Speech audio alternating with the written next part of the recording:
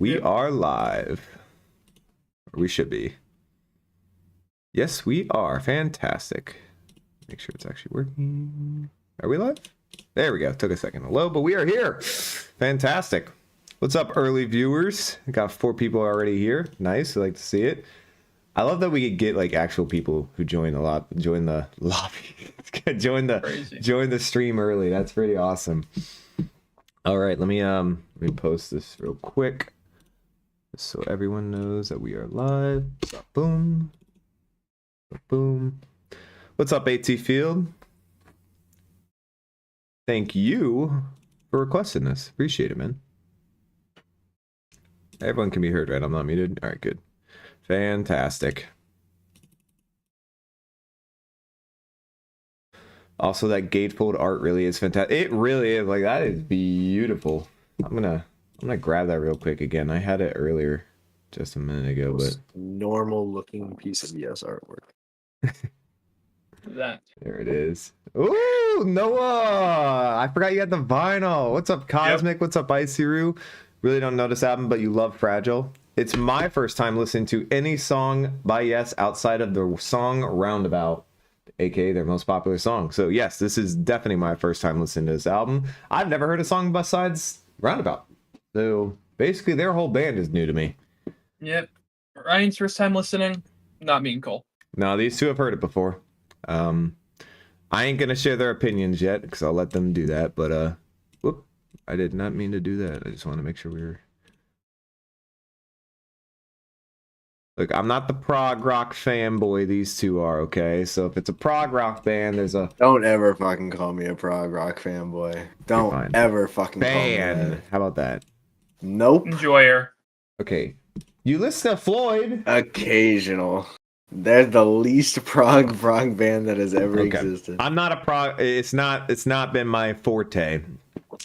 So I can't believe that Joe There's ever been an overrated genre of rock music... It's going to be a first for you as well, Cosmic. Let's not go making enemies right at the start. That's a fair point. You love prog so much. AT Field, you like a lot of the outside the mainstream shit with the long seasons, with the prog. Definitely not a normie for sure. Big long song guy. Yeah, that's a fucking fact. Holy shit, I didn't even think about that. You do know more songs than me? I mean, shit, Cosmic. We got into rap. I bet I beat you on that, though. Just saying. We've been on the rock train for a while with these album reviews. Just saying. All right. You guys ready to get into this? Sure. DHD Bling. Hello. Welcome to the chat. By the way, real quick, for anyone who's brand new here or just for the general chat, we have a Discord. You can join. Link in, just hit exclamation Discord, and then there's a Twitter you can follow us as well. Lots of fun stuff happening on the Discord, lots of music rankings, and you can have all the arguments you want with anyone as long as you keep it generally nice. Civil, yeah, that's a good word. Keep it civil and have fun. Roundabout's the first song on Fragile, such a great album. It's fair enough. Big Heart of the Sunrise. This is your all-time favorite album, Rickster. Wow. Okay. Yeah. I might be surprised. Well, Cosmic, when we get to the rap genres and the rap album discographies, maybe you'll surprise me. We'll see. All right. I think we're good to start. You guys ready? Yeah. Let's do it. What's going on, YouTube? Welcome back to the 3 Idiots Talking podcast. We are here with another paid album request. Thank you so much to AT Field. He gave us 3 paid album requests, and we are finally getting through the third one. Luckily, as you guys can see on your screen, we get a banger to end with, hopefully a banger. I've actually never heard it, but these two have. Hopefully we'll have a banger to end with called Close to the Edge by the band Yes. This band and this album, well, mainly this band, I have never heard. I have heard one single song by them, a very popular song called Roundabout. Outside of that, I have not heard anything by them at all, so this will be my very first time listening. But these two up here have heard Close to the Edge, and I'm going to ask these guys to give a quick little, I guess, summary description, whatever you guys want, and I'm going to throw up the album vinyl cover. Vinyl, not cover. What would you call it, Cole? The spread. Gatefold. The fold of the gatefold. The gatefold. And Noah, I think you got some of the show to people, right? No, yeah, I got the We got the I vinyl got the himself. record. There it is, right there. All right, so break us down. What is Close to the Edge? Who are Yes? Who wants to go for it? I guess I'll go for it. Go for it. Oh, Yes, it's John Anderson on vocals, Bill Hmm. Bruford on the drums, Yep. Steve Howe on guitar, Chris Squire on bass, and Rick Wakeman on keyboards. Yes, started in the early '60s with some pretty crazy prog. They were definitely one of the first groups to ever really dive into prog rock, and they really went off the edge with this one. I'm sorry, Cole. Okay. That was a little funny. Yeah, this is one of the most out there albums for the time. It's pretty crazy. Really, just incredibly influential album to prog rock. One of the most important prog rock albums ever. Now, Cole, you said before we started something very interesting. What'd you call this album from a prog rock perspective? What'd you say? a seminal album. Seminal prog rock album. So I, being a prog rock, I guess you could call me noob for the most part, really only hearing Floyd and maybe a couple other albums here and there. Is this something you would tell a new person, relatively new person to prog rock, that they have to listen to in order to understand what the genre is? Asking the wrong person. To understand what the genre is, sure. Okay. But you don't think If I was giving out a prog starter pack, which I would never do, but if I were, this would definitely be in it. Okay. This is probably, if you Good. asked most like prog fans, this album would be on like the Mount Rushmore of prog albums. Mount Rushmore of prog. If you could only go with like one per artist. Wow. Okay. Damn. So, I mean, I know some people want us to give a little bit of backstory on some of these albums. So, real quick, because this is on Wikipedia, I can give a little bit of information. Noah, you already named most of the band members. I don't think you named Trevor Rabin. I don't know how to say his last name, who's a guitarist. And then he might be somebody who joined the band afterwards. I don't know if he was there when they made Close to the Edge. So I was reading right off the album. Okay, again, he might have been there before, he might have been there after. I just want to name all the band members. They also had somebody named Alan White, and they had 3 keyboardists, Tony Kaye, Rick Wakeman, and Patrick Moraz. And they were formed in London in '68. Again, so many British rock bands that came out in just the '60s, and just that era of Britain rock was just such a crazy influential time period for music as a whole, when you look back at it. But okay, so you mentioned, I mean, it's the 5th studio album by them, and it looks like it originally came out in the UK in September '72. And it was their last album to feature their original drummer, Bill Bruford, who found the album particularly laborious to make and felt unable to contribute better ideas, which then proceeded to influence his decision to join King Crimson, which I did not know. This was the future King Crimson drummer. That is kind of cool to know. Okay. So this is not their first big critical hit, though. Fragile was also a big critical album for them, so very interesting. It's only 3 songs long. It's very short song wise, and there's the inside the vinyl sheet. As you can see, it's very pretty to look at. But enough of that. We have Close to the Edge, 3 songs long, 72, only 37 minutes, so not super long, but the songs are, we got 18-minute, 10-minute, nearly 9-minute. I'm getting a phone call. I apologize. Let me just put that on mute, and that didn't matter anyway. Anything else we should know? Well, I got a little fun fact. Yeah, hit me with it. King Crimson and Yes are a little, like, they're even more intertwined. Oh? In 1971, John Anderson did vocals on a King Crimson album. Really? Mm-hmm. They've been intertwined for a while now. Which King Crimson album was it? The album called Lizard. He did Lizard. vocals on a 20-something minute song. Wow. Pretty good song. I have not heard that album, but that would be interesting to hear, especially after we hear this. All right, cool. Well, before we get started, I just want to see what chat was saying about the band before. First time I saw the album cover, I wondered what the music was. I wouldn't call this part of a starter pack, but it's definitely a prog masterpiece. Starter pack would be the Yes album. I'm assuming that's like their debut album. John Anderson's voice. Trevor joined in the 80s. Lots of bands are connected to Yes. I mean, they seem to have a lot of band members, so that doesn't surprise me. But all right. don't attempt to decipher the lyrics. I have a hard time deciphering any prog rock lyrics. Usually there's not many to decipher, though. All right, well, we ready to start, boys? Oh, yeah. Let's do it. Close to the Edge by yes, starting with Close to the Edge. I guess this is divided into parts? I don't know. Title track, I guess. Is it playing for you guys? Yeah. All right. I know sometimes when we take too long to start a song in the jam ends. What is all these titles? We got part. Are these divided into parts, I assume? Yeah. But I think we should just run through the whole thing. All right. Fuck it. Whole thing. Unless YouTube says otherwise. Prog doesn't need to be long to be prog. Oh, I know. It just happens to be that some of the biggest prog albums are some of the longest songs. No.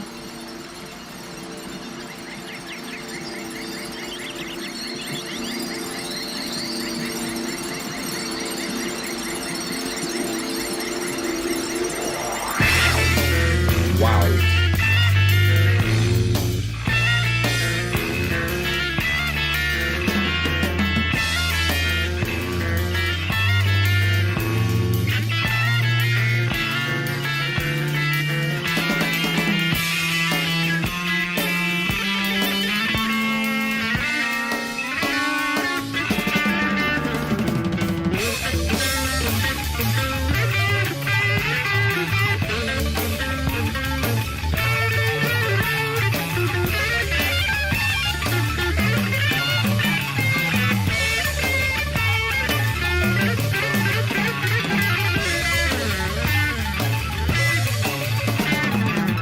You know, prog always does this. There's always a point in any prog album where you have, like, multiple melodies happening at the same time.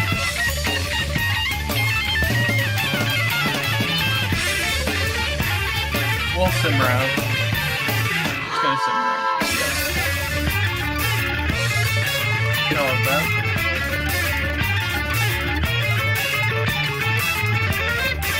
It's a masterpiece song, but a lot to take in for a newbie. Alright.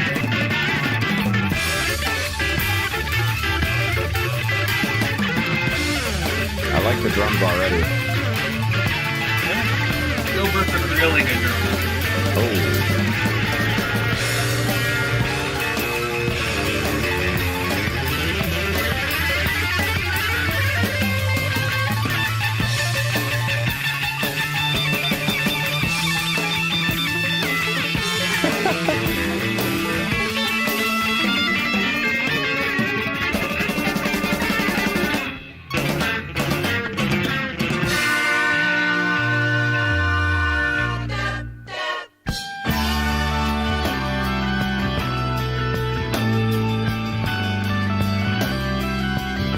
That's pretty.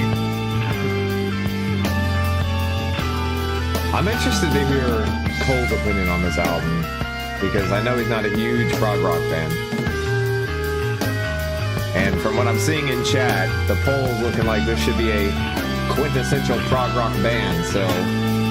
I might be the biggest prog guy out of the three of us.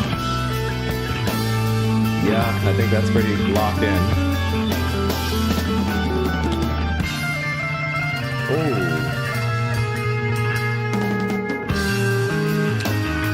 Cole and Noah have. I have not. Mark.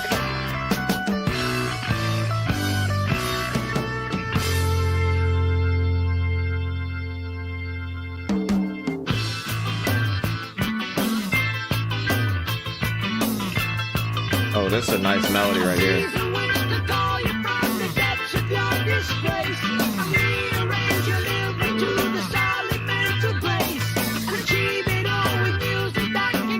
Wow. I'm not going to say that out loud, but wow.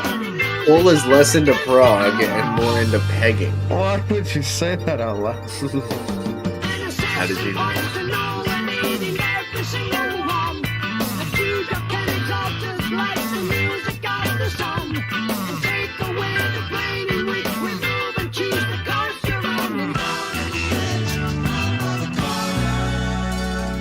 You know what? I think I have a better pull. Look it up real quick.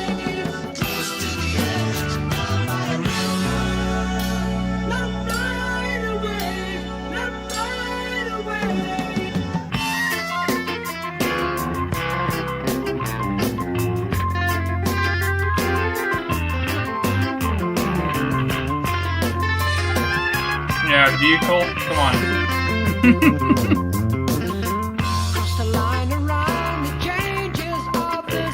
What a change up on A the. bit too far. Yeah, a little too far for my taste there. That pull.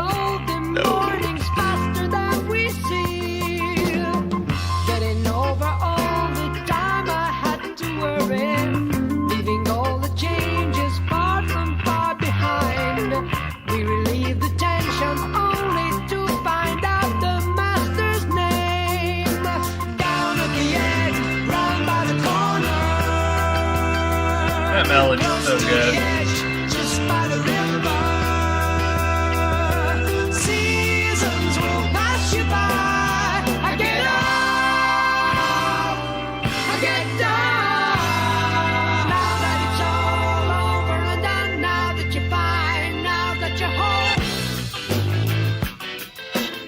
Oh, they are changing their melodies so often. Really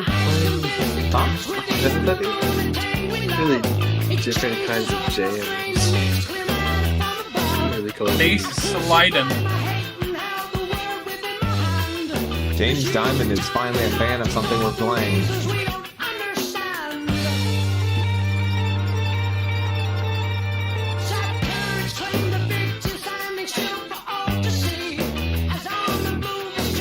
Oh, That's such a fat bass tone for the time.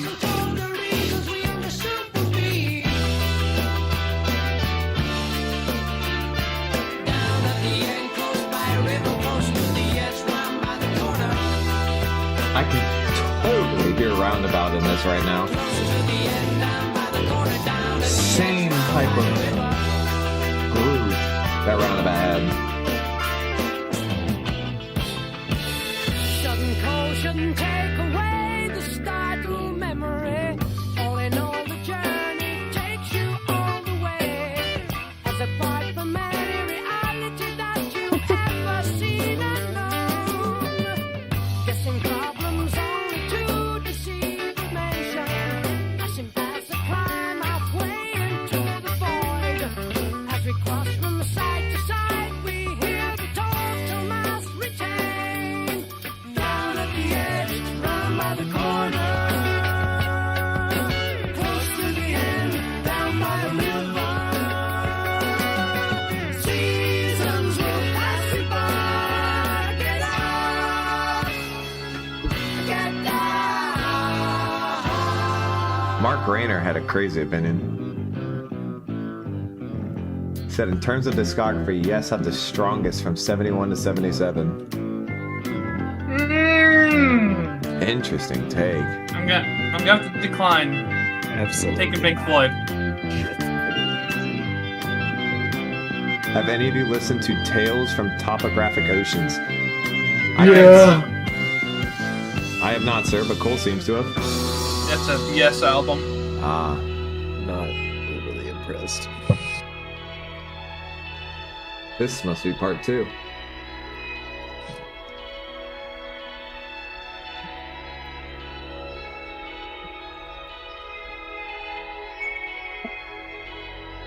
This was the Intellectuals band for sure. Are they saying a lot of intellectual things? I've been reading the lyrics. Sure, Cole loved that comment. Calling a prog band an intellectuals band. Oh, jeez. Led Zeppelin what, DHD? You just wrote Led Zeppelin with question marks. Do you mean, like, are you asking why didn't we say Led Zeppelin had the best run? Nope. Led Zeppelin's not a prog band. Well, he said the best band from any, in terms of any discography. Best run of all time. Yeah, cool. Oh. He wasn't limited to prog. I'm not saying Zeppelin because In Through the Outdoors too inconsistent. Well- Same with Presence. This is peaceful. Still good albums. I mean, Pink Floyd from 71 to 77 is probably a little bit better than Zeppelin from 71 to 77. certainly more consistent, but Zeppelin did have some higher highs at some points, I will say.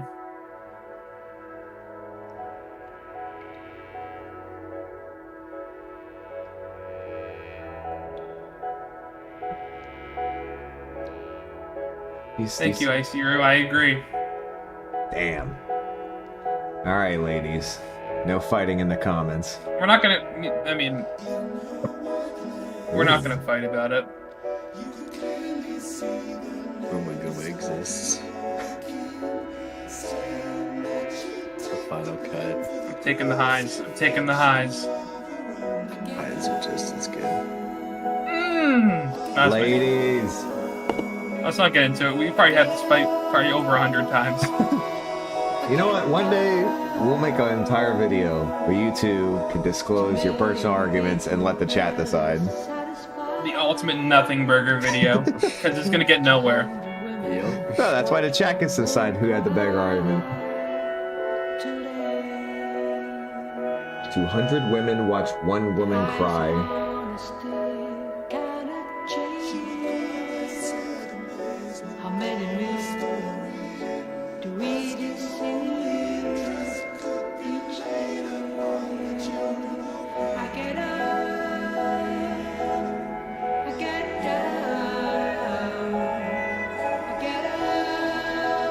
Intellectual lyrics right here. Hell yeah, we get up, we get down. The lyrics for this song are inspired by a novel about Buddha.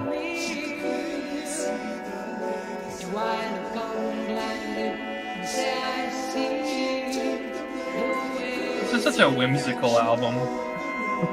It's a whimsical song right here, at least. I wouldn't call the rest of it whimsical.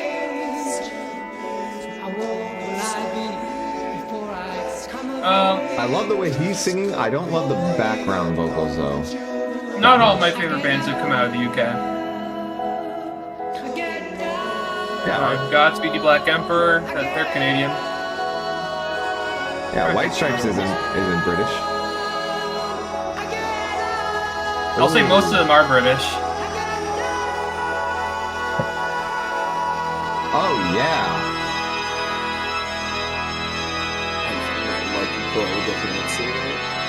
Huh? I was responding to what you were responding to. I mean, fucking Godspeed, Fleet Foxes, Death Grips, White Stripes, Nirvana. Velvet Underground. Black Keys. Steely Dan for me. I'll say for me. I don't know where Talking Heads are from. This is an Swans, amazing organ. The Stooges. Well, actually, I don't know about the Stooges. I'll say this is another band that is like in contention for like most talented band ever assembled. Yes. Oh yeah. Miles Davis. I mean, if you're just talking about bands. Rick Wakeman's like a top 10 keyboard player. Chris Squire's arguably top 10 bass player. Steve Howe's extremely good guitar Oh my player. god, this organ is just Bill Bruford, top 20 massive. drummer.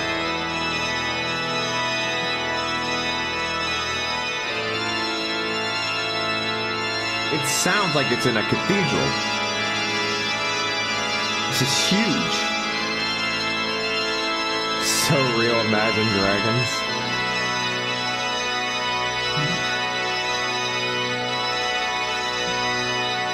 The organ just stops. I'm waking up.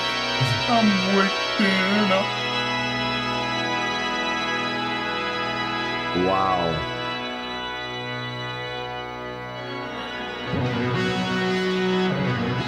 Oh, wow.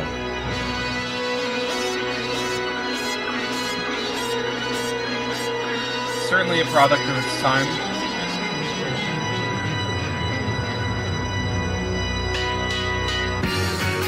What the fuck? That was awesome. That I love that last part abrupt was transition. awesome. Wow. Well, that last part was like a 10. Rick Wakeman had the best capes. That motherfucker would wear a cape on stage. That was kind of awesome, not gonna lie. This is part 4 already? Oh wow, we already ran the song. What is that farting bass line? He's chugging. Real quick. All right, chat. On a pure talent perspective, pure band member talent perspective, Yes or Rush? I'm gonna say Rush. Getty Lee's like a top 5 bassist. Oh, In my eyes, Neopert's the best drummer. And Alex Lifeson's like a top 50 guitarist. Oh, this keyboard is popping off. Or send. I thought it sounds like a keyboard.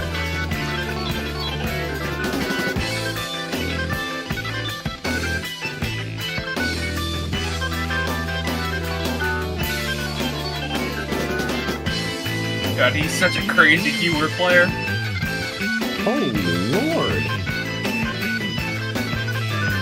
A lot of repeated notes, but he is going up and down that fucking keyboard.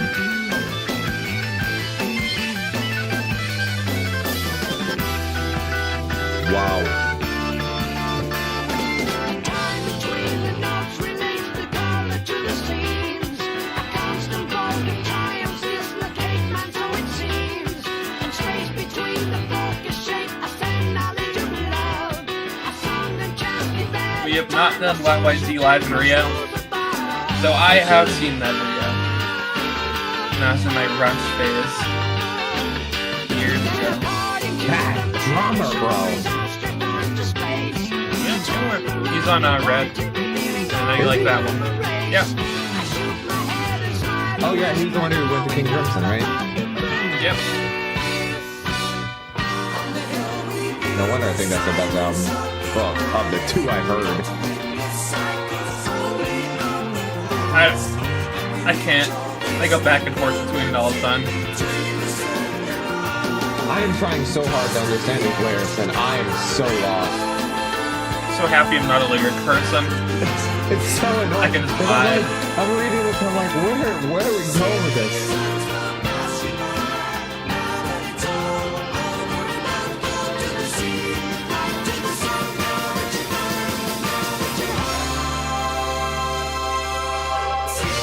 Oh yeah. In the court and red, people. And you can thank these two for that. They basically forced me to.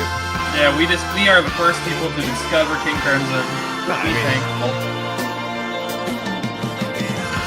I heard one What? new King Crimson song and I was like, I want to hear more. And they told me to listen to those two albums. I ain't gonna lie. First time I heard of King Crimson was from an anime. I ain't gonna lie. Really? Yeah, JoJo's Bizarre Adventure. A lot of anime references. Rock references. Rule 1, never try to understand a John Anderson lyric. He writes lyrics for their sound more than their actual meaning. I was about to say, there's got to be, either I'm like just having a rough day of reading lyrics, or there is just no sense to these at all. Tough day reading. I mean, sometimes lyrics just don't connect when they should. I'll admit it. Heard of XYZ? Noah has, I have not. XYZ. Or I thought he was talking about XYZ Rio. Oh, maybe he's talking about YYZ Rio. I don't know. XYZ, that ring. I don't know what that is. I'm not 100% Oh, well, this sure just what sounds that like is. Water Effects to lead out, but there we have it. The very first song on Close to the Edge, title track. You know what? You two have heard this album, so let me go first. Let me give my unbridled opinion here. So yeah, first ever Yes song I've heard outside of Roundabout. A little different than Roundabout, just a tad. Wow, multiple parts. The first half was a lot of different grooves, a lot of different melodies. I think I'm using the right term, Nicole. Am I using the right term when I hear multiple different instruments coming in, making different repeated noises over and over? It sounds like a melody to me, but if I'm not, tell me. Counter melody. Counterpoint. What? That's the term, counterpoint. Counterpoint? Just call it a jam. Really. Okay, fine. Multiple different jams in the first two parts, basically. The first part wasn't really interesting me that much, I'll be honest. It was very proggy. Prog bands, my sense that I've gotten from prog bands have been that they love to throw instruments all at the same time and have a whole bunch of things just jamming at the same time and see if it works, essentially. And some people love it. Noah's a huge fan. Some people withstand it, like Cole. And then some people, like me, just don't really find any sense in it. I don't really get it. That being said, the second part was beautiful. I mean, the singing was fantastic. I loved it. What's his name, the singer? John Anderson. John Anderson. His voice was awesome. Lyrics were clueless. No clue what the fuck he's talking about at all. I heard somebody say parts of it were about based upon a poem of Buddha, maybe. And then other people said don't even bother trying to understand his lyrics at all because he just writes to make it sound good. Well, okay. Vocally, he sounded beautiful. I loved the middle of this song. It was peaceful. It was tranquil. It had incredible build. And then the slow, soft, tranquil build up into that organ, which was peak. That was so fucking good. It sounded like it was recorded in a cathedral, and according to AT Field, it actually was recorded in a cathedral. So that is so cool. I don't know how they got permission to do that, but props to them for doing it because it added so much power to that organ. And then I would be remiss if I didn't bring up the drumming in this song because, oh my God, this drummer kicked ass. I mean, especially in the first half where he was just doing fill after just spamming drum hits into different little areas where he could quickly put them in to make it sound like it's all connecting together was awesome. And at the end where he's doing just little fills here and there. Big fan of the payoff here. Wow. If the first part was a little better, in my opinion, and a little more cohesively put together, it'd be a clear 10. So I'm gonna go 9.5. Noah. I'm about to be a bad guy. Oh boy.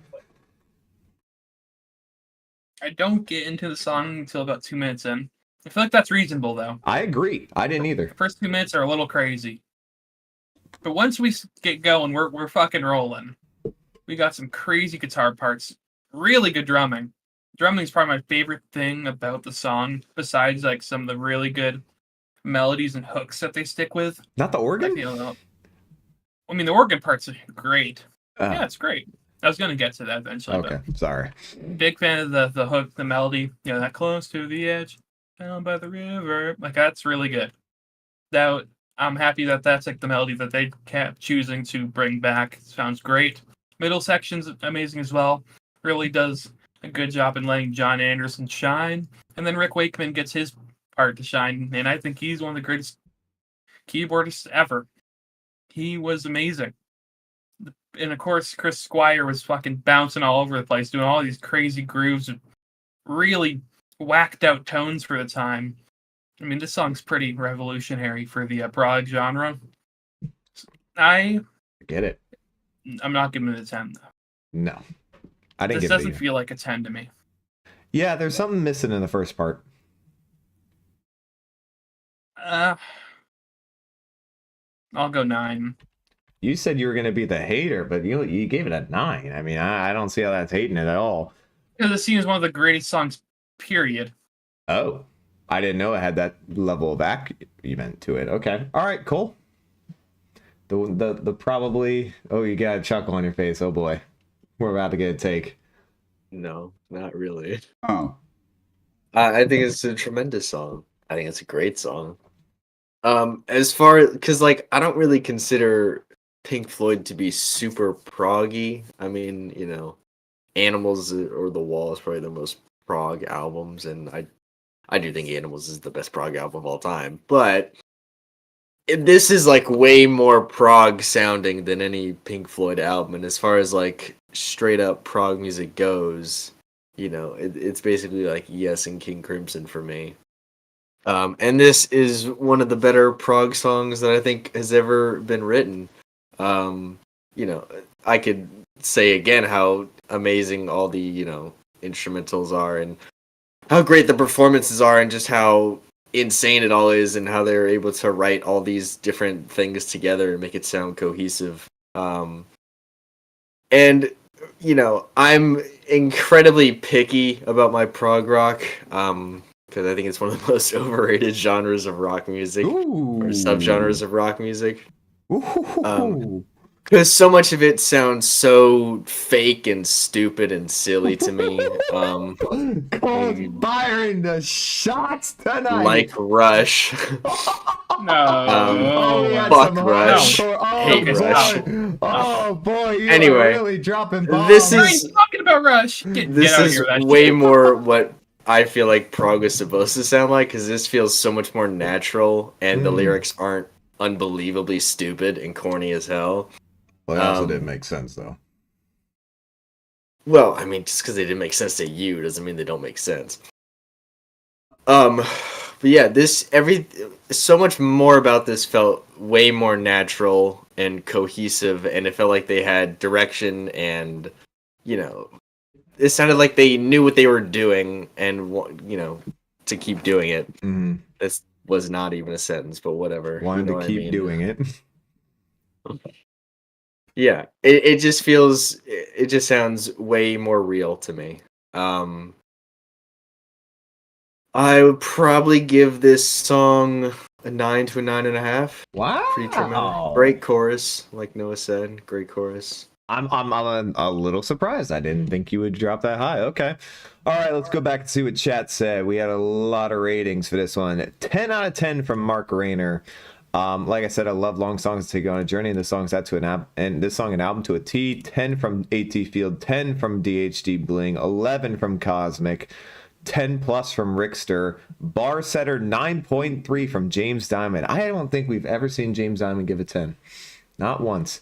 But that might be the highest rating he's ever given also. Oh yeah, this is monumental. Yeah, that's pretty iconic for him. 8.5 for Isuru, 9.5 for Pen Sticker, 9 to 9.5 for God Goddamn, Bluffer. Cole. Scoffing that shit down. Hard to get the bottom of that out of there. Scarfing it. 9 from Wu Bino. Sorry if I get your name wrong. Please let me know. Base Cola Goat Rush sucks ass. Woo! Cole's got one guy in the chat who agrees with him. Well, Mark Rayner. All right. At least Cole's honest, Yeah, that's fair. Cole, Trek is better than Star Wars. So okay, whoa. How did we get to a Star Trek reference? Now Star Trek is so fucking stupid. No, you're gonna make a whole 9.9 from Gary Katz. It's the corniest shit. There was something else that was said way up here. I just wanted to find it real quick.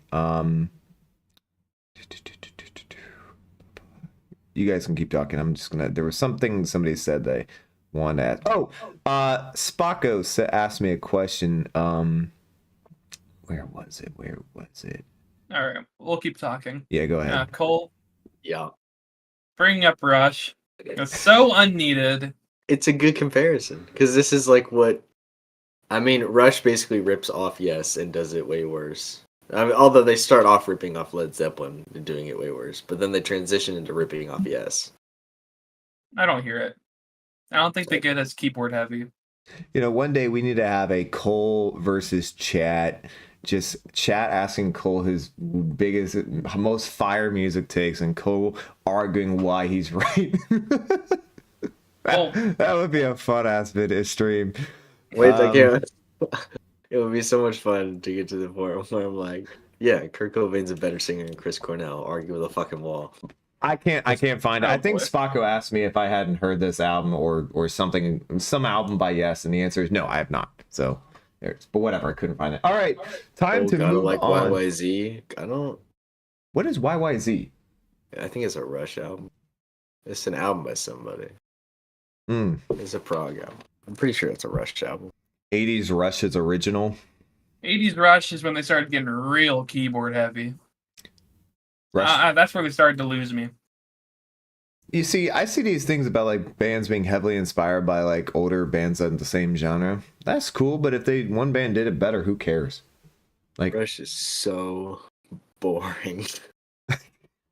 You could have a whole hour-long stream of Cole saying why he hates Rush.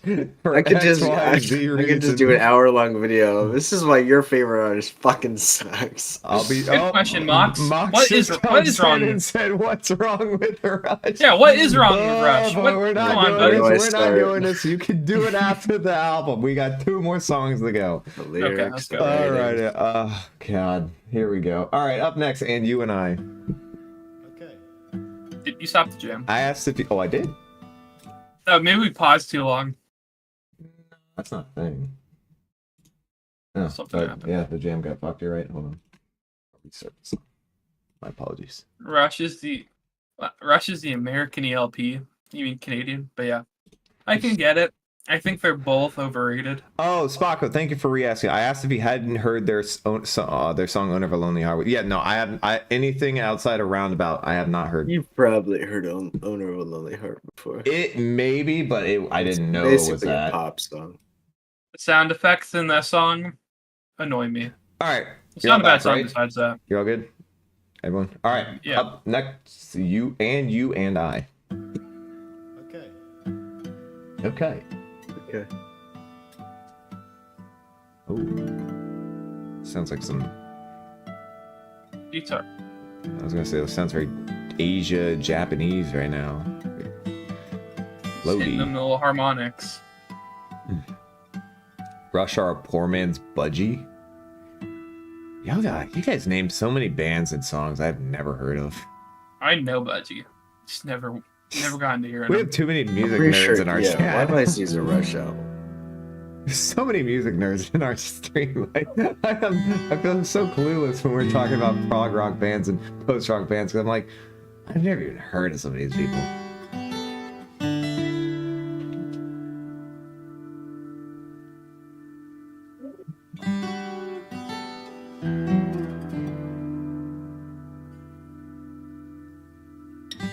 Ooh. See, this is like twangy, but it sounds great twang. It's peaceful. Honestly, I didn't even go that hard into Rush. I really You didn't. can go harder. I can talk about their bands. Okay, this guitar line almost sounds like Rush ripped it off in 2112. Not gonna lie. I like it. What? This is a love song to Satan. Same time, and you say everything is a love song to Satan. You're obsessed with the devil.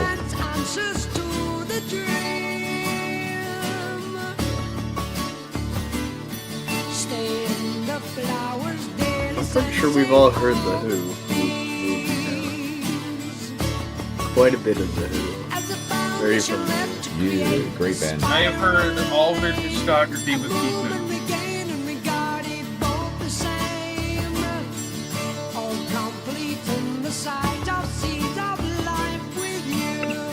Mark, stay after the stream, or at least after the album, and Cole will give you a quick breakdown of why he despises Rush.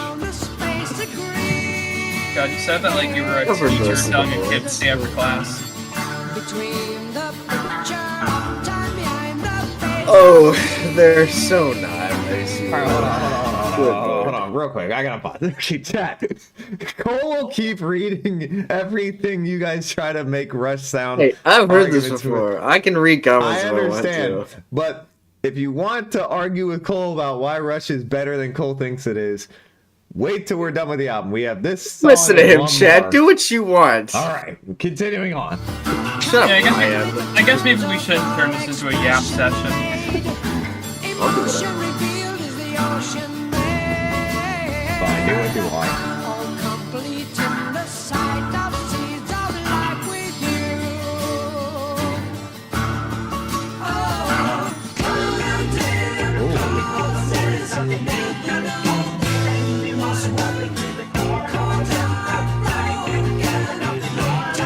It's a Beatles type melody right here. A little fat bass for the Beatles, though.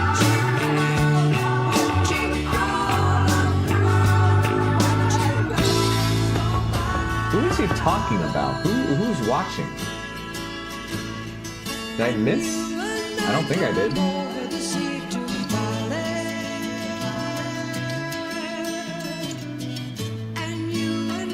This came out in 1972.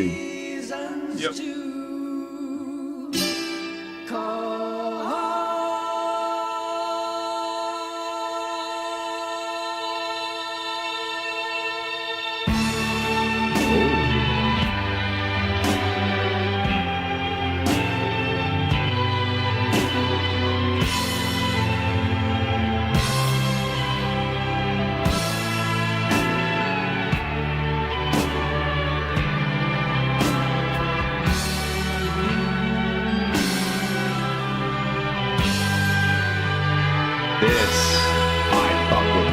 melody.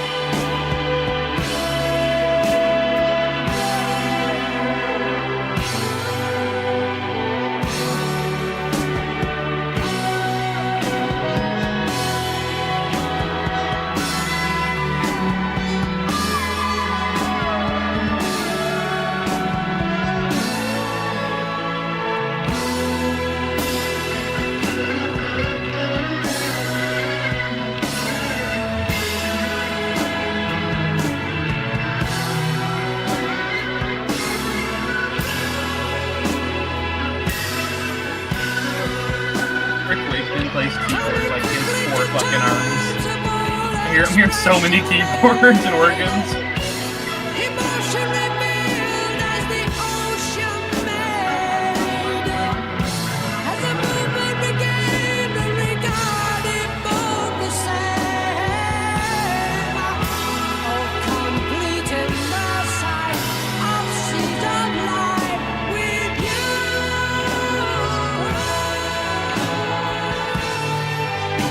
Wow.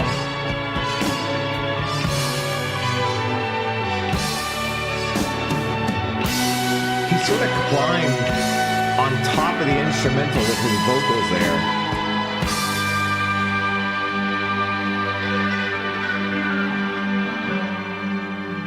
It's like he created. It's like his vocals got to that high peak right there, and then the instrumental followed that peak. It's like he created the segue to it. That was very cool. Will we ever do any Who albums? We'll get. Probably. Yeah. Yes. I can say yes. I'll say it'll be hard for us to agree on which one we do. I'm pretty sure all of us have a Quadrophenia's different gotta favorite be Who the album. number one we start with. I don't know. Oh. Okay. There's only 2 I would have any vested interest in doing. And I know you're not thinking of the one that's my favorite, so fuck Yeah, you. I'm not, because that one is not that good. Tommy's awesome. Tommy is mostly forgettable. Picture nailed upon the corridor of time. Insane teacher, be there reminding This is of the it's so weird. rhyme. I'm gonna get so much hate, So and it's hold gonna on have one nothing to second. do with the music that we're listening Hold on one to. second. We shall certify You know what's really interesting? At least here. political ends, our sad remains will die. Every line he's starting on a low end and then ending on like he's ending the verse. But then restarts on the next line again. Restarts. It goes high up, restarts. There's not a lot of people who do that. Sorry, Cole, go ahead. I was just saying that I'm gonna get like so much shit, and it's gonna have nothing to do with the music that we're listening to, because I have given only positive scores on this music so far. So gonna get it on this shit. Oh, Rickster, the Tommy the movie.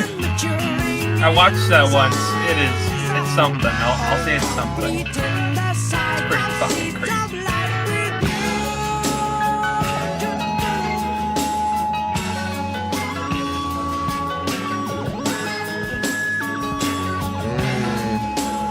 I don't love this keyboard right here.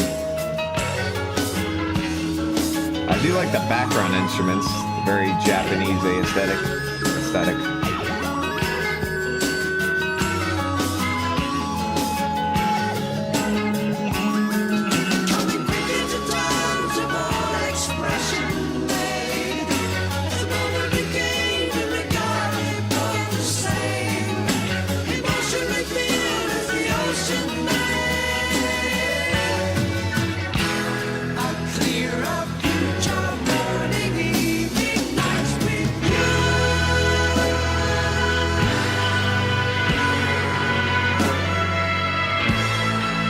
These are the parts I really dig, and they slow it down. I've been in total agreement with that so far.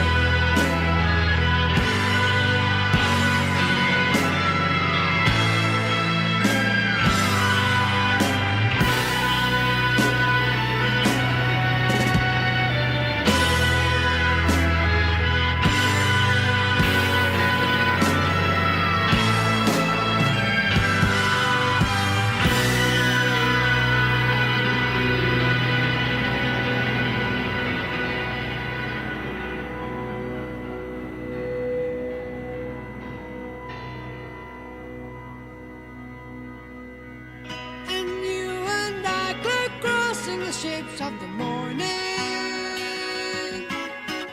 and you and I reach over the sun for the river,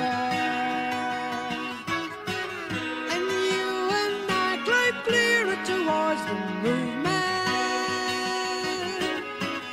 and you and I gold over valleys of endless seas.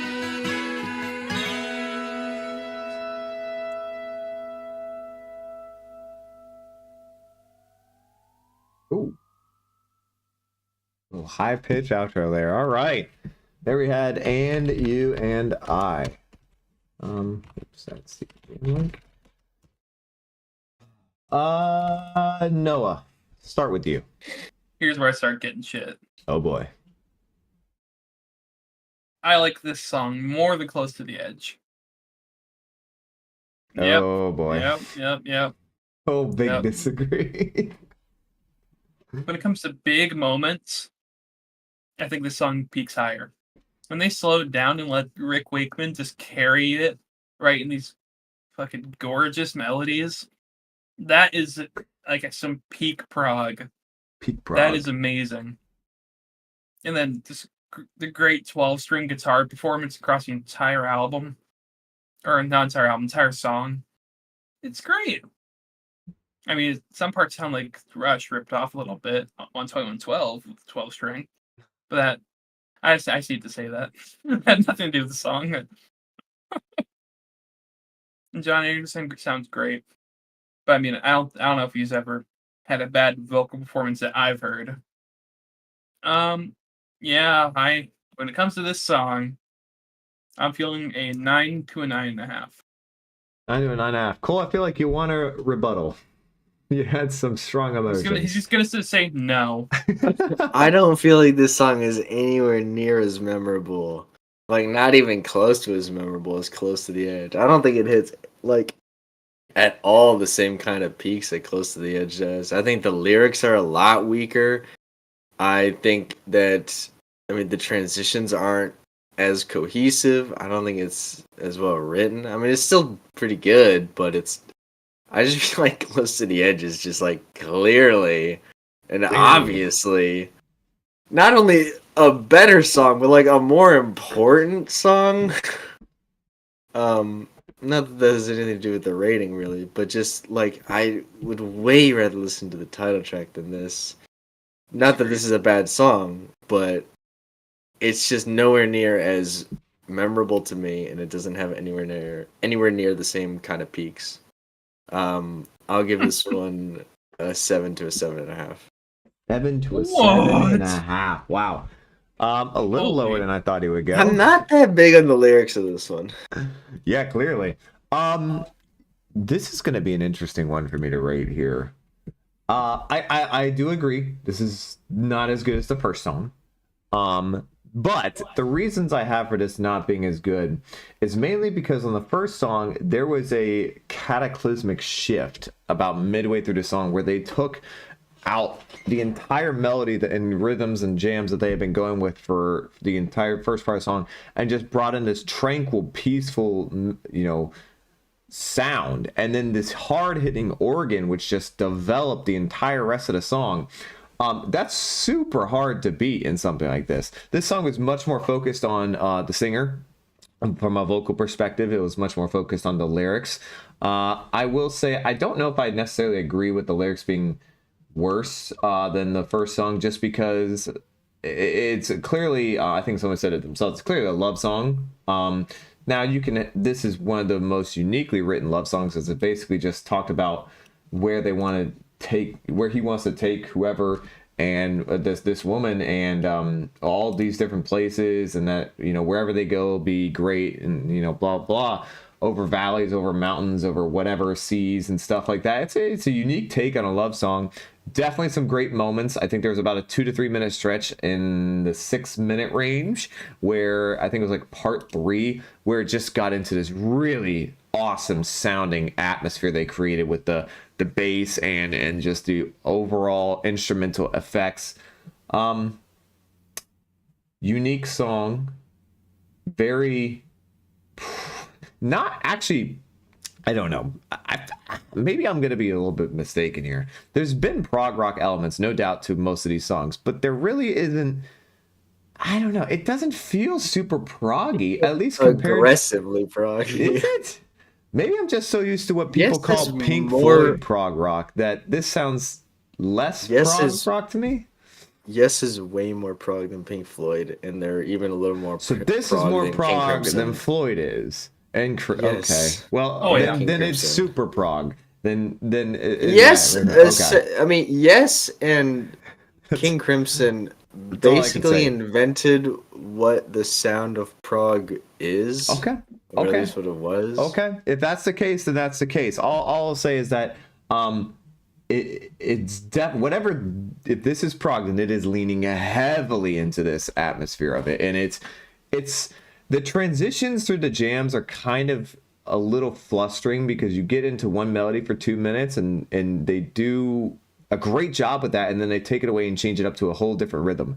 And they try to keep the same vocals throughout it, but he does tend to overemphasize some of the lines all the time. Like he goes from here to here to here to here to here to here on every line, and it's like, and he sings that he holds the last part of each like line all the time, so it kind of takes away emphasis on some of the lyrics, if you can understand what I'm saying. Like when you hold at every bar, it's kind of hard to give emphasis on that last real one that you wanted to. That being said, all that, I'm gonna give this an 8.5. I'm gonna split the gap between you two. To be fair, Ryan, I don't think you've reached Floyd's prog phase yet. I've heard a bunch of Floyd albums, so trust me, definitely heard I've heard their prog prog albums. stuff, no doubt. All right, let's see what we got. WR says this is my favorite album. Well, we got 2 people in here who said this is my favorite album. Wow. I got something I want to respond to. Go ahead, Noah. Oh, why compare songs? Well, first off, I think artists will always be compared to their contemporaries. I think that is inevitable. And I think it's fun.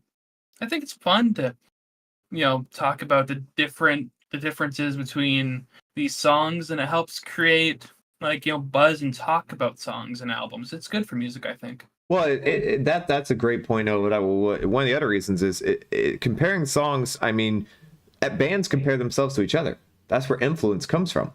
One band, as you guys have said, Rush, heard Yes, and made their discography in many ways based upon that. Genres are created by comparing songs. A band hears one song, is like, wow, that song is kick ass. I love that. I'm gonna take that and do a little twist on it, and boom, a subgenre is made. So yeah, there's comparisons on songs because bands do it. They create music by doing that. Everybody's influenced by somebody. So you compare it. You're just comparing what you hear and what it sounds like. All right, AT Field strong 10. All bands should be listened to in album order, in your opinion. I don't necessarily We ain't know got that. time Yeah, for that that. would be a long time. 11 from Cosmic. James Diamond gets a 8.8. Woo Bino gives it a 9. Wrong but based for Noah. Big 10 from Rickster. 10, an absolute banger from Pinsticker. It's better than New Hope. I don't know which one we're talking about on that one. 8.5 for God Bluffer. Really lovely, but not as memorable. I agree, not as memorable. The whole album is flawless. Rickster, big fan. 8. I already said that one. 9.5 for Mark Rayner. 9.5 for Gary Katz. What? That's And- Mark going in on Rush. Oh, okay. All right. Well, there we go. I think we have all the ratings down there. Did I miss anything else? No, I saw your rating, Kazi. You got 11. Bit late, but let's check. Oh, welcome, Jonathan. All right. Excuse me. I think we are on to the final song on Close to the Edge. Siberian Khatru? I think that's how you pronounce it. Does it really answer you? Little What? A remix song of the Brat might have the same melody, Owner of a Lonely Heart. Now I need to go hear it. Listen to the bass, man. Bass has been fired this whole album.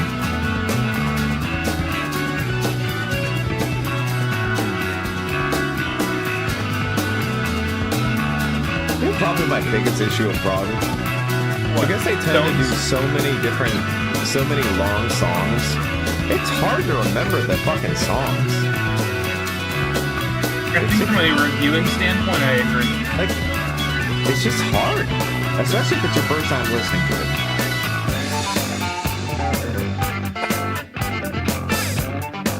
I kind of know something. I just thinking of what you said. I'm like, I kind of just have a hard time falling into that. Yeah, because it's like, I mean, yeah, the songs are long, but I mean, it's 37 minutes of material. Like, I don't understand why that's more or less hard to understand than if it was 7 songs, so it's 37 minutes long. Because if you stop it after 4 minutes, like a typical song, you can remember that 4 minutes, but you're not gonna remember. But you're still just remembering audio. Audio is audio. But it's the amount you need to take without pausing. It's the amount of time that's passed since you heard it. I only have that issue when we're reviewing something, because I think my brain turns to fucking mush when it's time to talk about it. Gotta write it down. I might at some point start writing it down. We'll have to mute my fucking keyboard because it's one of those clicky clacky loud ones. Oh, sorry I couldn't mute for that.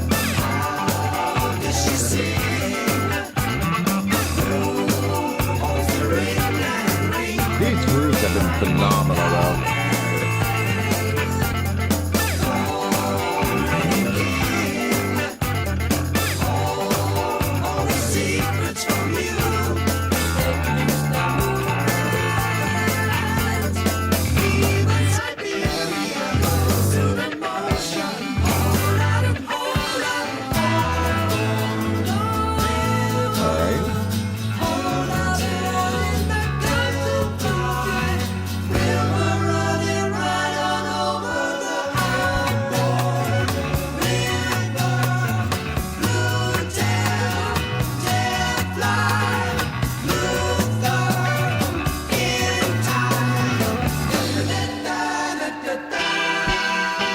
So lost with this lyrics.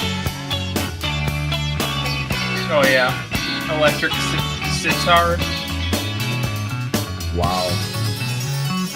Harpsichord, because why not? That almost sounds like a really old piano. Yeah, harpsichord. Oh, that's banging. Don't love the tone of that. Oh my god, the third shit.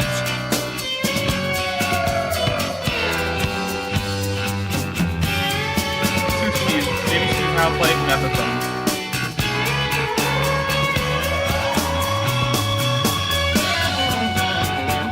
No problem, Rick, so have fun.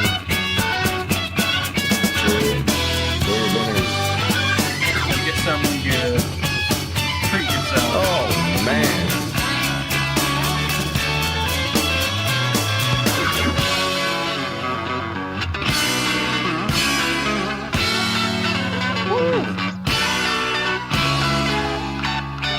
Hold down the window, hold out the morning that comes into view. Warm side tower, green leaves reveal the outspoken get true.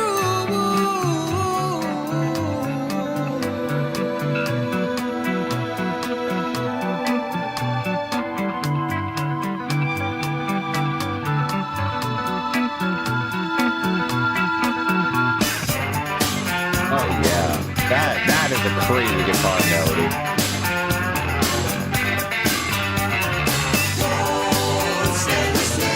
I'm gonna want to go first in a second on this. I want Cole to go first.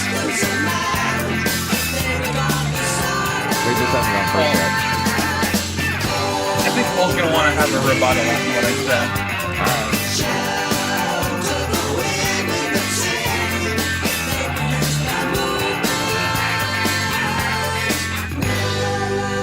That is such a great melody. It is. What is so crazy about this song so far is how they have this bang melody that's going hard, and then they strip everything away instantly and go into this soft, peaceful vocal performance. The parts are amazing. The heavier parts are great because it has a fantastic groove.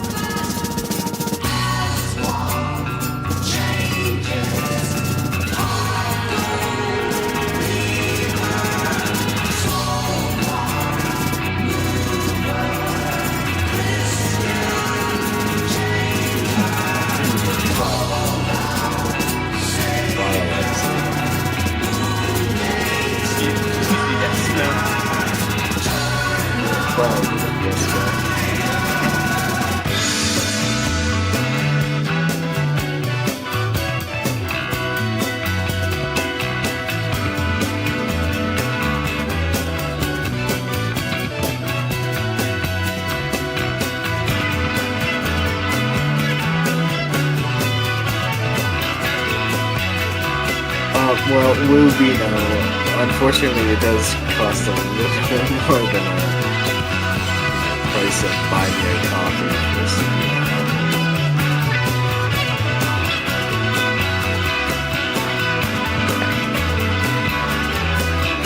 Yeah, because you gotta split it between them three.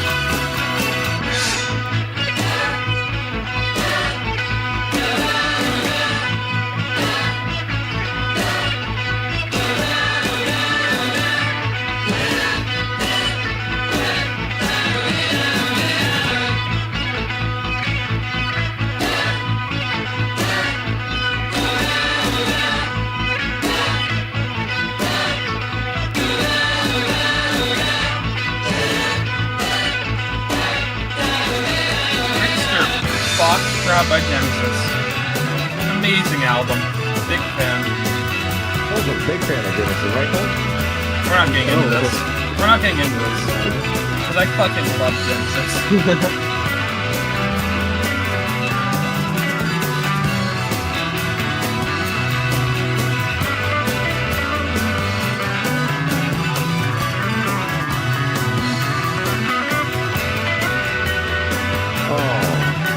This guitar work on this song has been fucking phenomenal. I'm gonna play heavily into how I feel about it.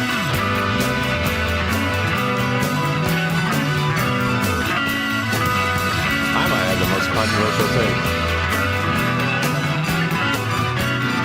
On the song, probably. As an album, I think I got it. No, on this song.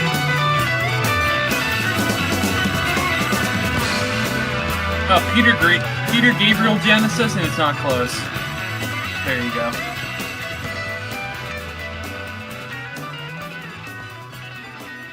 Well, there we have it, fellas. That was Close to the Edge by Yes. The last song on there, Siberian Khatru. Noah, you said you wanted to go first. You are up. Yep. Okay. I also think this is better than Close to the Edge. Woo, my God. This is my favorite song on the album. Okay. It is 9 minutes action the whole time. There's no part of the song feels like a down point to me at all. I feel like the song's constantly happening, something constantly memorable. And of course, I think this has the best guitar performance on the album. And that's going to play a lot into how I feel about it. Big guitar guy. Big guitar guy, that's really what got me hardcore into music. Again, or, well, not again, but the grooves on the song. Oh. Best grooves on the album. That's true. The I song 100% is agree with bouncing that. around. Fantastic drumming to go with it. Keyboards, Rick Wakeman is just fantastic on this entire album. John Anderson's good as well. I am feeling once more, 9 to a 9.5. 9 to a 9.5, but no 10. No 10. Cole? Noah said you might want a rebuttal. I mean, I would make the same rebuttal that I made when he said the same thing about the previous song being better, Close to the Edge. This is my second favorite song on this album. but I don't think it's better than Close to the Edge. I do think it's definitely more well written than the second song because it's just got better melodies and stuff and more memorable performances. The performances across this whole album are pretty friggin' crazy. And they managed to do it without sounding, like, ooh, look at how fast and technical and weird we can play. Isn't that awesome? It's like, no, but they actually write some like memorable stuff that you want to come back and listen to over and over again. And the choruses are really good too, especially on that song. I thought the chorus was really, really good on that one. And yeah, I mean, it's a really good ending to a pretty I don't even know what I Gosh just darn. said. Yeah, whatever I just said. A pretty damn good album. I'd probably give it an 8 to an 8.5. 8 to 8.5. So yeah, I guess I will not have the most controversial take on this song. I thought I would have, but Noah took that one from me. Yeah, I think this is definitely better than the second song. I do not agree with Noah about it being the best song, but it might be my favorite song. It was groovy as fuck, easily the grooviest song on the album. So easy to get into. I love just bopping along with that guitar. That rhythm on the guitar was the best on the song. Completely agree with Noah on that. The bass was fantastic. The only issue, honestly, I had on the song, it's going to be kind of a crazy thing to say, is that the drums, of all the drums on this whole album, were fantastic until this song where they just kind of weren't as poignant. They just didn't shine as much as they had on the rest of the album so far, which is kind of crazy because the drummer is just fantastic, clearly. Loved the vocals. I thought the vocals were the best on the whole album right here. This is where he shined. Lyrically, it was still just okay, nothing special, but the vocal performance on this song was the best on the album. Definitely the easiest to get into if you're going to listen to this album for the first time. I guess you should listen to it in order, but if you wanted to like get into it, I would say probably listen to this first, Close to the Edge, and then the third song. Or the second song at last would be the most interesting way to do it, in my opinion, because it's the easiest to develop yourself into. Big fan of this, though. I'm going to give it a 9. That was really, really good. All right, chat, let's see what we got here. I like Genesis, but fuck Phil Collins, Antichrist of music. Good lord. Never Yeah, I'm seen not a fan someone of them say either. fuck Phil Collins. Wow. I consider the song to be a slight misstep only because it's not as varied as the first two songs, but easily a strong 9.5. It did not do as many changes instrumentally, I'll give you that. Right away, I don't know if you saw this earlier, but I love those long song journeys because I love to put my headphones on, lay back, and oh, okay, I see. I mean, I totally get that. I understand. It's just I like the more lyrical songs personally, like in terms of like where you can like sing along to it easier, or rap along to it too. 9 from Wubino, 9 from Pen Sticker, great, but has always been my least favorite. 8.5 from God Bluffer, 11 from Cosmic, 9.5 from Mark. Gary Katz gives it a 9.4, weakest melody of the three though. I agree about Rush, great musicians, silly songs. 8.5 from Isiru, album is a 9.7 out of 10 from Gary Katz. Okay, all right, well there we have it.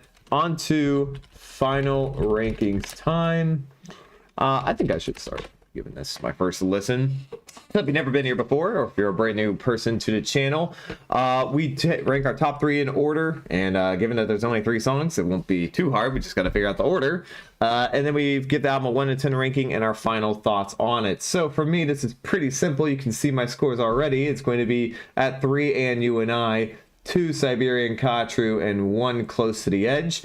Overall, I had no idea what to think about this band or this album. I've heard one song by this band before my entire life, which I enjoyed quite a lot. So I thought I was hoping for a lot, and they delivered. I mean, Close to the Edge is an absolutely great song, damn near a masterpiece. So much talent and so many different sections to it where it's just beautiful to listen to. Outside the beginning of it, it is fantastic. The only downside to this was honestly the lyrics of the album were very uninspiring and uninteresting to read along to. Really could not have cared less for the lyrics. I thought the vocals got better as the album went on, and oh my lord, this drummer dude was so good. I mean, big props to King Crimson for luring him to their team, because my goodness, did he shine on this album.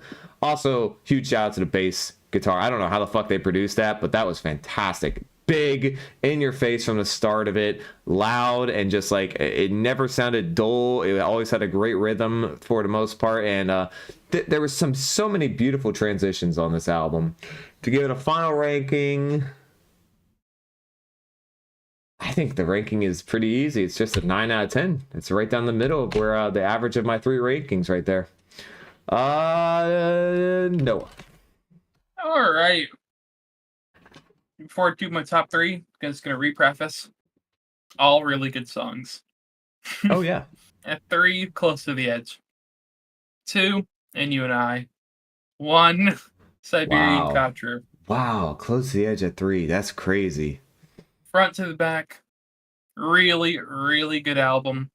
Tremendous all across the board. Only thing that doesn't do it a ton for me is most of the lyrics. Because I just can't decipher them. I don't know if many people can, but I didn't even try on this listen through. I tried it my first time, didn't get anything. Yeah. But production wise, it's also shockingly good for how much they have going on at certain points. That's a good point.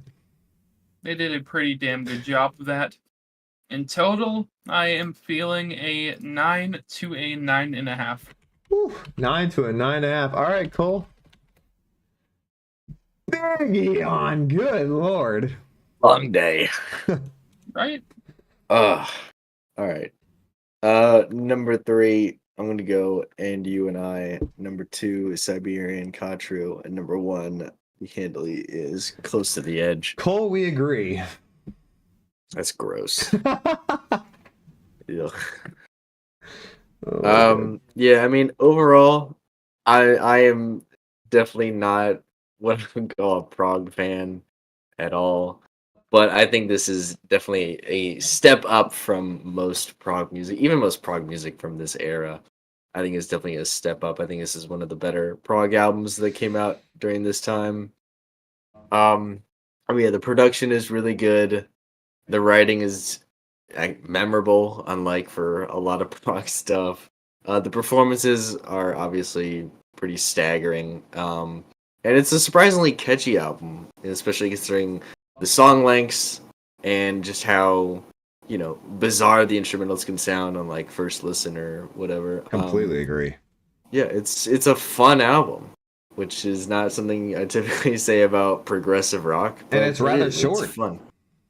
Yeah, it's not. It's only 37 minutes, so it's a pretty tight listen. Yeah, overall, I'm feeling an 8 to an 8.5 on Close to the Edge. Ooh, little lower than I thought you would go. I'm not gonna lie. All right, chat. What do we give ranking wise? Album is a 9.7 out of 10. Album as a whole is a 10 out of 10 for AT Field. His top 3 songs are And You and I, Close to the Edge, and Siberian Khatru. I said that backwards. And You and I is his number 1. My fault. Album gets an 8.75 from God Bluffer. All right. Well, there we have it. That was Close to the Edge by Yes, one of our paid album requests. Thank you so much to AT Field for it. We really appreciate it. And thank you guys for watching. Hope you guys did enjoy. If you did, leave a like down below and hit subscribe. Hit the bell to get notified when we go live. We do all these on live stream right now, and we've been growing the stream. It's been getting bigger and bigger each album, so we really appreciate those who come out. Also, go join our Discord. Links in the description of our videos and our live streams. You can follow us on Twitter as well, where we post out when we go live. We have tons of arguments, and you can go into whatever you want to talk about in your Discord and throw your craziest hot takes that you got. We appreciate it, and we'll see you guys in the next video. All right, chat. Let's see. I saw something interesting somebody posted just like a second ago. It's the worst song in the album, but it's as good as all the best songs on the Yes album and Fragile. Oh, you're talking about the last song. Okay. We need Fragile Meow. Okay, calm down, Isuru. And no, we'll get around to it later on, I'm sure. Don't try making a sense of the lyrics there. Yeah, I mean, a bunch of people told us earlier, at least told me, that the lyrics don't make any sense from him, so it is what it is. A 10 easy, but not the best Yes album. Album's an 8 from Isuru and a 10 out of 10 from WR. Still trying to find a better album. Cole, I disagree with you about Rush, but I respect your opinion. Wow, somebody who How polite. respects That was the nicest way of saying that ever. Wow, okay. Rare thing to find nowadays. Rare indeed. Okay, so oh no. What? My computer froze for a second there. Okay, There you go. good. Sorry, back. That was weird. I know some people stuck around to have a argument with Cole about Rush and why Rush is actually far better than Cole thinks it is. But before you guys trash Cole's opinion about Rush, what? I didn't know we were doing. Well, Okay. I said they could stick around to the end of the album, and some people might have. Cole, before they start trashing your opinion, could you explain quickly why Yeah, you just think go on Rush both. is either overrated or just bad? Here we go. I'll start by saying they all certainly know how to play their instruments. I'm not knocking their, technical ability at their respective instruments. Although Geddy Lee's not a good singer, but whatever. He's a hell of a bass player, and Lifeson knows his way around a guitar. And Neil Peart is obviously one of the greatest drummers that's ever lived. However, The number one. Neil Peart's lyrics sound like the dumbest, fucking shittiest, corniest sci-fi movie that I've ever heard in my fucking life. I mean, the lyrics are so fucking stupid. I hate his lyrics. Oh my lord, they're so dumb. And their writing style just sounds the way that, I mean, I guess the production of like their synthesizers and keyboards, and it just sounds so corny. Everything about Rush to me is so fucking corny and stupid and a waste of time. I don't care how good they are at playing their instruments. It How about is the all solos? for nothing. The solos are unmemorable. At best, they're unmemorable. I get nothing out of their songs, especially I get nothing out of his solos. I get nothing but mild annoyance at best at their songs. Yeah, when I listen to Rush albums, they just sound like a shitty sci-fi movie. That's all I really get out of them. It's really boring and it's really corny. Okay. There you go. My whole fucking creator studio just like crashed, so I didn't get to see any of the chat if they responded. So Noah, you're gonna have to read whatever they said the last 30 seconds. All right. Rush is literally just spam guitar licks for 20 minutes to scream corny Star Trek lyrics. Don't get mad at me, but I don't see how Rush is prog. Don't see how Rush is They're- prog. they're- Pretty definitively prog. Yeah.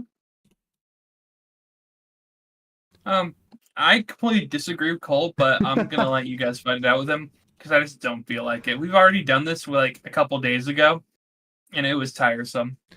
For the record, by the way, if you would like to break down why you think Cole's retarded, feel free to join the Discord and have an all-out assault on him.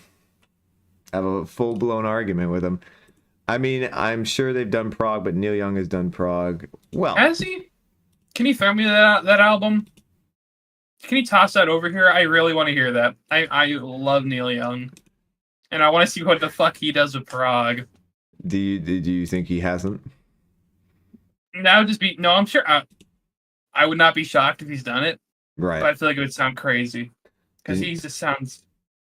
He started with like mellow, almost country folk music, and some rock. So going to prog would be pretty crazy. Field, I had heard that he had a crazy, like, super long rock song on his debut album. I didn't know it was post rock. That's pretty crazy to hear. I did not know that. I wanted to do Let's get post-rock. I wanted to do a poll to see how many people like Rush more than Zeppelin, but I figured that probably would still end up with Zeppelin winning. Oh yeah, Yeah, I think so. because we have 3 people here and us, and I guarantee we've curated a lot of Zeppelin fans through the Discog thing we did. We did. Neil Young is incredibly overrated. Oof. Oh fuck you! On the beach after the gold rush. He's a little overrated. Oh fuck off! I You've been mean, keeping that opinion from me, you little bitch. he's got a lot of praise for one huge song. What? What? He's gotten praise for having great albums, being a great songwriter and some amazing lyrics, not just one song. I accidentally gave you guys the finger. I didn't get. Did I give you guys the finger? Well, there. Now I did. Right there. I mean, he has prog songs scattered throughout his discography. I consider Cortez prog. Fragile's even better. A lot of people telling us Fragile's better, but I don't know. I haven't. That's the first album I've heard by them. Fragile, yes album, I assume. Yeah. Yeah. Fragile. Oh, okay, it came out the year before. Best Zeppelin album is House of the Holy. Wow. True. Wow. Great opinion. Terrible opinion. Amazing opinion. On the Beach is pure brilliance. Another amazing opinion. We're just cooking right now. Oh, Lord. We are just rolling. Sleeps with Angels, Mirrorball, and Broken Arrow, hugely underrated albums. I don't know I'm just over here not giving a shit about single Neil Young. album of those that you just listed. Love Neil Young. Don't give a damn about Neil Young. That's such a bitch. He's All right. fine. He's fine. I'm gonna post it one more time. If you guys want to argue with Cole about why Rush is better than he says it is, you can join the Discord right there. And Fragile actually came out the same year as Close to the Edge. No, it didn't. Not according to Spotify. So unless it was Unless Spotify made an error. I'll look it up real quick just to see. I mean, I'm not saying you're wrong. It came out in the US the same year, but it came out officially in November of 71. Southside of the Skies. The channel's well named. Thank you. Thank That was you, the point. Wade. We appreciate it. Thank you for Wholeheartedly watching. agree, You should Wade. subscribe just so you can yell at us some more. Make sure you don't That miss the was next stream. The point.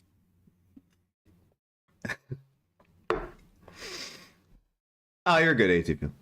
It's fine. Same year as the Yes album. Old Man Live from 1970 is fantastic.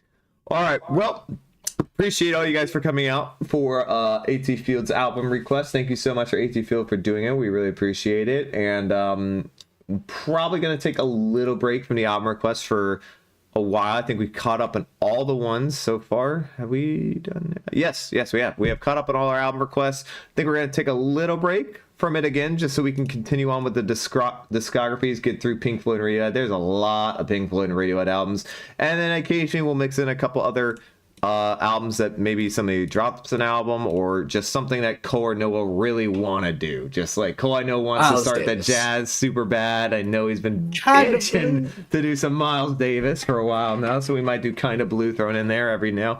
The next album is up for debate. We're gonna have a poll posted on our channel. Please don't tonight. make us do Uma Guma. There- We all know Uma Guma fucking sucks. Do you really need us to sit here and listen to it? Because we're not listening to the live part. So give up on that. That's not happening.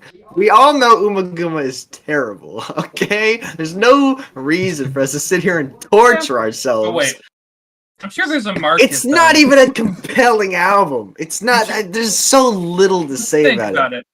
Good There's definitely Lord. a market for people just suffering through bad albums. What I was gonna could do say, good. yes, there is. What I was gonna say is we're gonna have a poll put up after this stream is over on the channel to see what the subscribers want to do. Do you want us to listen to Uma Guma or do you not? Wouldn't you rather just go to Adam Hartmother? Wouldn't that be better for everybody involved?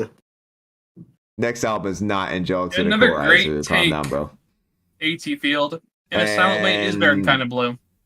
That's not even what he said. I know. I mean, it kind of is. It is in a way. I wouldn't say fuck Kind of Blue. It's amazing.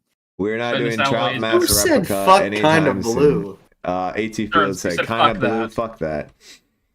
He didn't say fuck it, but he said fuck that. Skip to Adam Hartmother. Well, if you want us to skip Uma Guma and go to the next one, vote in the poll. Vote in the poll to have us skip I've it. had Top Chat on this whole time. Yeah, you have. Vote in the poll. We will put it up very soon, and then we'll throw it into Discord as well, so you guys can make sure you vote on it. It is up to chat. It is up to our subscribers. What you guys want us to do, we will. If you really want us to do it, if it's overwhelmingly yes for Uma Guma, we will dredge through it. If there's that much of an audience for it, but hopefully not. Kind of Blue is a classic. It is a classic. Blue The is only jazz vinyl you amazing. have, that's awesome. Big Only big one ups. I have is Love Supreme, and I got it today. No, real quick, show off the new vinyls you got. All right, so you can only go grab them then. All right. We- Give Well, them listen, away I just can a second. understand. guys. I can understand liking In a Sad Way more than Kind of Blue, but to go like fuck Kind of Blue or Kind of Blue, fuck that, just do In a Sad. Like they're not that different of be albums. fair, I don't he know did why you would say- love one and not like the other one. He did say it's a bit of hyperbole, but he does like Silent Way more. It's fine, but like, how do you like one and not like the other one? Adam Hart Mother is better than Dark Side of the Moon. Mark, I don't even believe you when you say No, that. it's not. You've got to add Zabriskie Point. What the fuck I don't is know that? what that is. What the fuck is that? I don't know what No that idea. is. Man, we got some real. I bet that's some Rate Your Music album I've never heard of. You don't know either? I mean, we definitely got to get to jazz for sure. Oh, Noah's back. All All right. right, show off the vinyls you bought. All right. Vinyl record. Oh, we did. First one. Fucking headphone cord. First one. Unknown Pleasures. Unknown Pleasures. What edition? Needed it. Got it. Second one. Secured. It's just white, but it's the White Album by the Beatles. I Got feel that like you could pretty just put cheap, a piece actually. of. I feel like you just put a piece of white paper in a square and call that the White Album. But continue. It's the White Album. Next one, the Best Doors album. We got L.A. Woman, L.A. Woman, very popular Banger. album. and then first jazz album we Ooh. got, Love Supreme, Ooh, and finally, the one I'm really probably the happiest about, Red. We got Red by that's King Crimson. So cool cover. I like that. I like that a lot. What's up, 8T Field? I mean, you just love the fact that In a Sad Way is a fusion record, jazz fusion album. I mean, I get it, but Kind of Blue is still amazing. Olivia, you got to get the It's White Album. gorgeous. I bet it's overpriced as fuck though. Everywhere you go. I got it for $25, That's which is not a bit too of a steal bad. for a double album. That's a steal. Oh fuck yes, Red. Yeah, I mean Red's a banger. Red's an absolute banger. All right, Yeah, I boys listened to and it earlier fellas and chicas and all the rest. We will see you guys as I think, unless Cole says otherwise, we will be here Wow, tomorrow. Mark. Maybe your worst take right there. Jazz Lee, like, let's play some random We will noted. not be here tomorrow. We will not be here tomorrow. We'll be here Wednesday. We will not be here any Tuesday or Thursday. No Tuesdays or Thursdays for a while. Okay, well, there we have it. But we will be here Wednesday with the next Pink Floyd album, whether that be Uma Guma or what's Atom after Heart Uma Mother. Guma? Atom Heart Mother. We will be there. Next up, we will see what you guys decide. Thank you guys so much for watching. Join the Discord. Follow us on Twitter. We'll see you in the next stream. Have a great night.